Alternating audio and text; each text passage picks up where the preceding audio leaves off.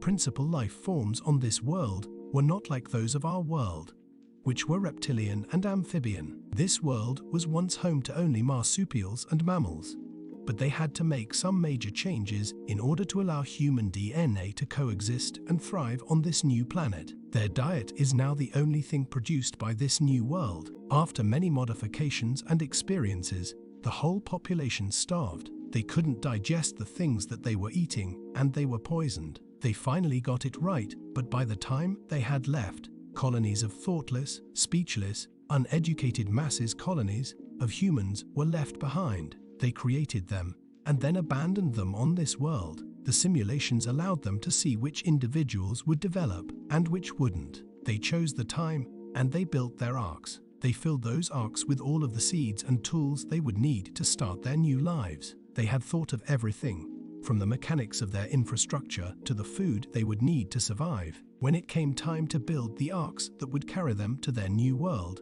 the people packed them full of everything they would need. They selected only the best and brightest to come with them in 3 separate fleets. They left before the event occurred, timing it so they would arrive to this new world hundreds of years after the event took place. The solar system was destroyed, but they hoped to find a new home. They arrived on a planet among the very species they had created from their own DNA. When they landed, they began to build. In the historical record, they were called them gods or the Shining Ones. They called them the children of the sun, and also many different names. Basically, according to their own frames of reference, they came as benefactors. They were guilty because they knew that they were there because they put them there. They were their tests to see if we were going to be able to drink the potable water. Would the water be sweet or sour, poisonous? They put them there to see if the plants within the herbage would be viable, if it's digestible. Would there be long-term effects experienced?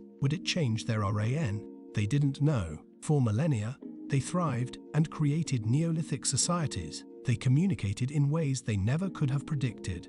And they thrived in this unnatural world to them. But to them, it was natural. They started teaching them about the medicines and all these things, and they seemed like gods to them. In the historical record, they called them the Anuna. They believed they had come from the stars, and they didn't correct them. Today, those simulations have never ended.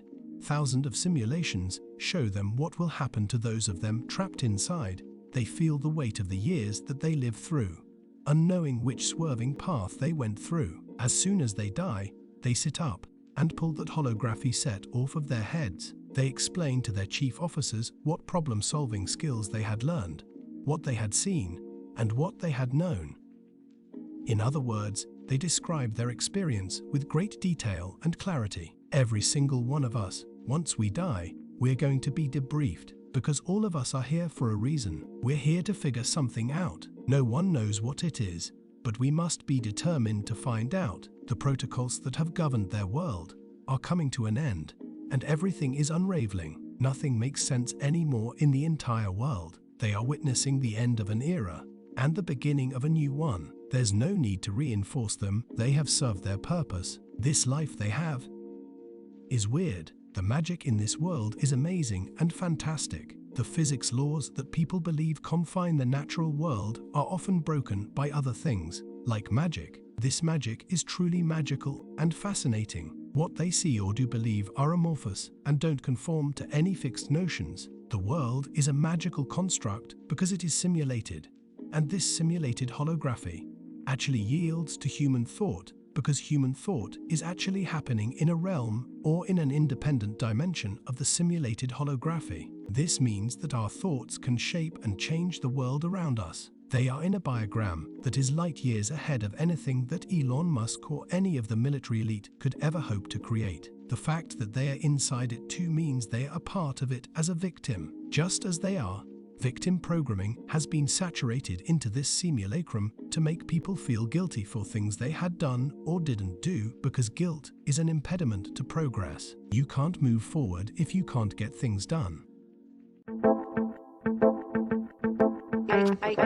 Ichromes.